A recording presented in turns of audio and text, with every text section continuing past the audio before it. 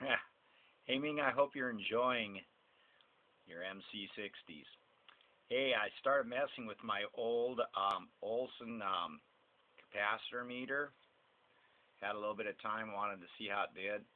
This is the page that talks about measuring insulation resistance, which is super important on a coupling cap, or DC voltage gets through and then it screws up the bias on the preamp tubes and generally makes amps sound, well, way different than they're supposed to sound. It'll make a hi-fi amp sound like a guitar amp and worse. Anyways, so I was doing this thing with what they call insulation resistance, and that's when you got this knob over here and then you got this one over here on leakage insulation resistance. And then here's also the old fluke sitting here doing this, because the only meter that matters for this is this meter here when we get this. But here's a 0.1 brand new Jupiter 0.1 cap, and on the fluke it measures out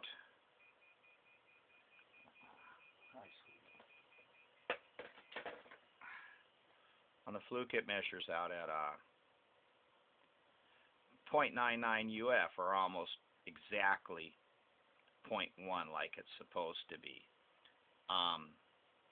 And when I do the test for this, what they call insulation resistance, you'll see it hit and then it'll go up way high.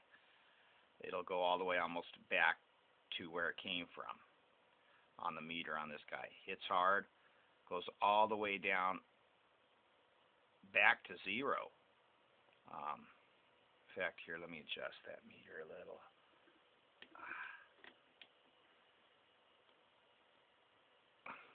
From your angle, it's probably sitting low, man.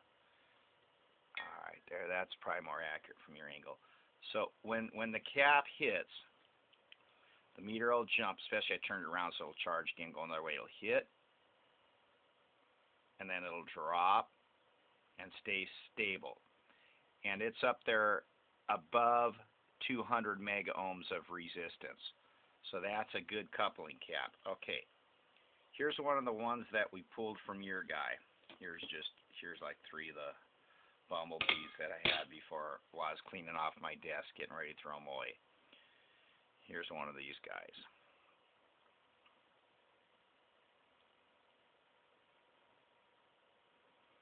He gets down to about 15 mega ohms. They say you need 200 mega ohms of resistance to use it as a reliable coupling cap. So it has not enough insulation resistance. Measuring it also, because this is supposed to be a 0.047 on the fluke, it measures out at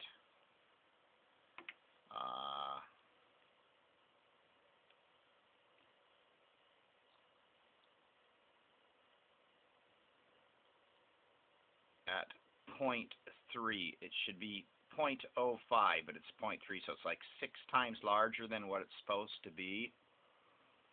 Okay, with a ton of without enough insulation resistance. Here's this next guy.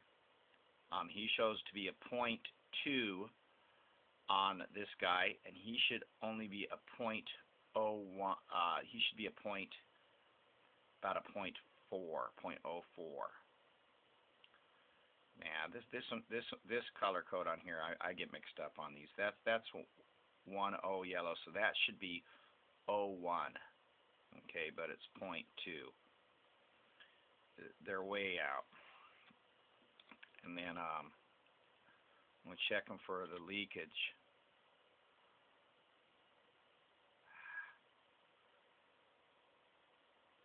This one's a little better. This one gets down to like 25. Okay.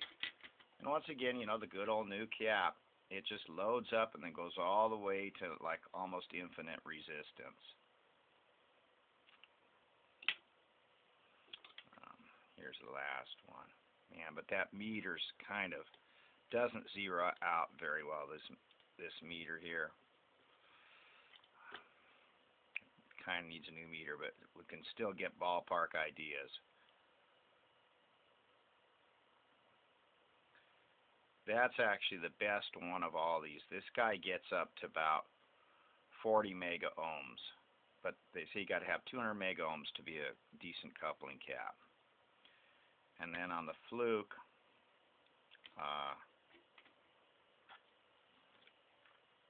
and this is a 0.47.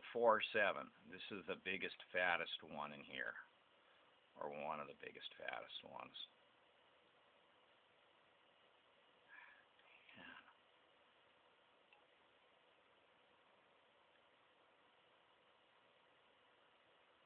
And that one's actually the closest one, but he's way shallow.